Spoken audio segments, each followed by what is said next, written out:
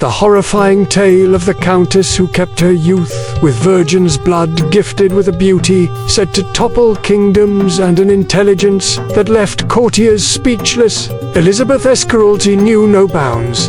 To preserve her stunning looks, the Hungarian Countess supposedly used the blood of hundreds of virgins as a macabre elixir for her skin and figure. Born on the 7th of August 1560, Elizabeth hailed from the illustrious family of Hungary. Famed for both her elegance and her savagery, she is often cited as one of history's most prolific female killers. A noble lineage drenched in blood, there were among Hungary's most powerful clans. King Ladislas IV once granted the estate of Nyabata to British reward for military service.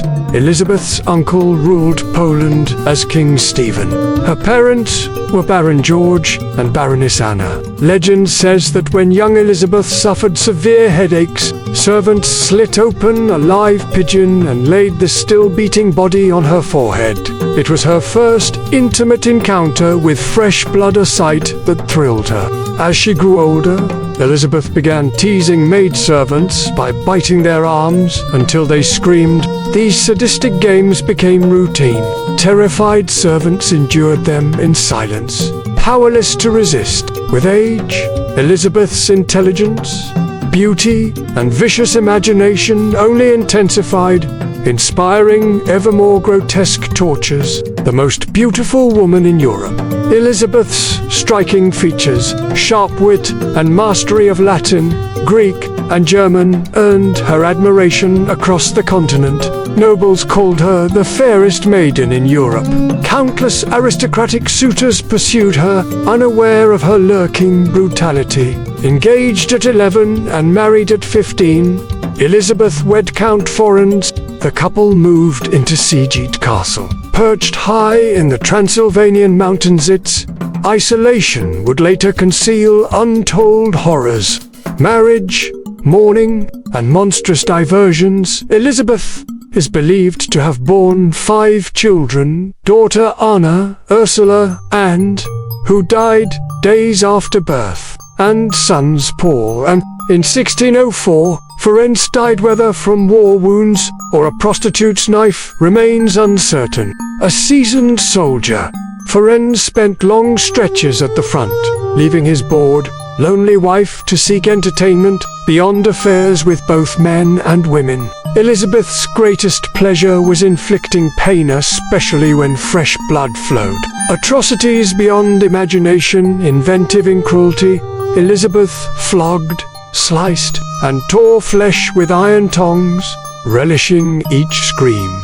Minor mistakes earned servants gruesome punishment. Debtors were dragged to the castle as she stripped victims, pierced them with needles, smeared them in honey to be devoured by insects, or drenched them in water and left them to freeze into human icicles. Some were forced to eat flesh cut from their own bodies or someone else's before being burned alive.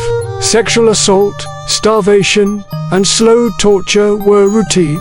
One infamous device, the Iron Maiden, sealed virgins inside a spiked statue. Elizabeth herself bound the girls, stitched their mouths shut, and tapped their blood for her baths. Bathing in blood to rejuvenate, widowed in her 40s, Elizabeth still looked radiant, but fine lines emerged. Desperate, she snapped when a maid tugged her hair. Blood spattered onto her arm, and she fancied the skin there suddenly smoother. If a few drops worked wonders, she reasoned. Imagine an entire bath. Her servants began abducting peasant girls or luring them with promises of work. Elizabeth even founded a finishing school for pretty village daughters, convincing parents their girls would gain education and noble marriages. None ever returned. Inside Szeged Castle, victims were beaten, stripped, and their arteries opened above a tub. Some were hung upside down and throat slit, their blood gushing over Elizabeth as she soaked in gruesome bliss. In just 6 years, as many as 650 virgins may have died for her vanity. The crime that shattered silence, Elizabeth might have killed unchecked to old age, had she been content with peasant blood, but she coveted the superior lifeblood of noble maidens. When aristocratic daughters vanished, rumors exploded. Villagers noticed bodies dumped carelessly near the castle. Word reached King Matthias II, who dispatched Elizabeth's cousin, Count György Thurzo, to investigate.